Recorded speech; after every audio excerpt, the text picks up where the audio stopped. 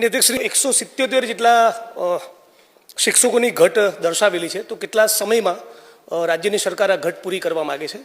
બીજું કે નવી શિક્ષા નીતિ પ્રમાણે વિદ્યાર્થી અને શિક્ષક વચ્ચેનો કેટલો રેશિયો છે અને ભાવનગર જિલ્લામાં આ રેશિયો જળવાયો છે કે કેમ?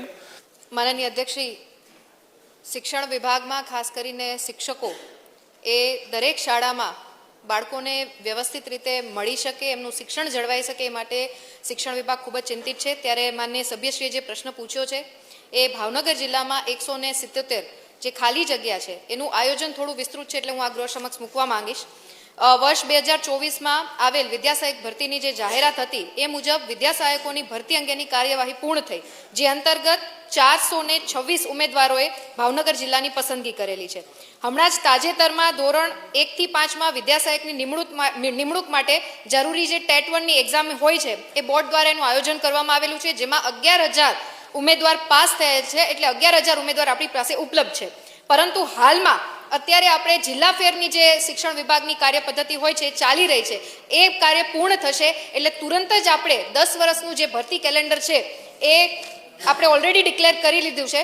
એ ભરતી કેલેન્ડર મુજબ આવનારા સમયમાં જેટલી પણ જે જિલ્લાઓની શિક્ષણમાં વિભાગમાં શિક્ષકોની પૂર્તતા હશે એ પૂર્તતા આપણે અપૂર્તતા હશે પૂર્તતા કરી દેશું.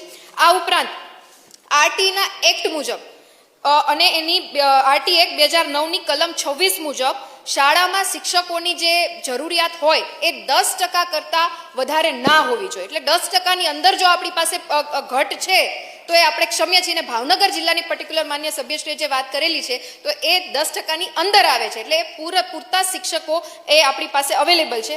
આ ઉપરાંત માન્ય સભ્યશ્રીનો જે બીજો પ્રશ્ન હતો કે સ્ટુડન્ટના રેશિયો પ્રમાણે કેટલા શિક્ષકો આપણી પાસે અવેલેબલ હોવા જોઈએ, તો ધોરણ 1 થી 5 માટે જે 60 સુધી જો બાળકોની સંખ્યા છે તો 2 શિક્ષકો, 61 થી 90 જેટલા બાળકો છે તો 3 શિક્ષકો, 91 થી 120ની વચ્ચે છે તો 4 શિક્ષકો, અને 120 થી 200ની વચ્ચે છે તો 5 શિક્ષકો છે એ મળવાપાત્ર છે. અને ત્યારબાદ દરેક 40 વિદ્યાર્થી દીઠ ઓછામાં ઓછો 1 શિક્ષક આપણને મળવાપાત્ર છે. એવી જ રીતના ધોરણ 6 થી 8 માટે વાત કરીએ માન્ય અધ્યક્ષશ્રી, તો વર્ગ દીઠ ઓછામાં ઓછા 1 શિક્ષક, અને જનરલી જે વિષયના જુદા જુદા વિષયો હોય છે જેમાં ગણિત, વિજ્ઞાન, સમાજ વિદ્યા અને ભાષાના શિક્ષકો, એ રીતના ઓછામાં ઓછા 1 શિક્ષક છે એ ઉપલબ્ધ કરાવવા પડે છે. પ્રત્યેક 35 બાળકો માટે પણ ઓછામાં ઓછા 1 શિક્ષક જે છે એ મળવાપાત્ર છે.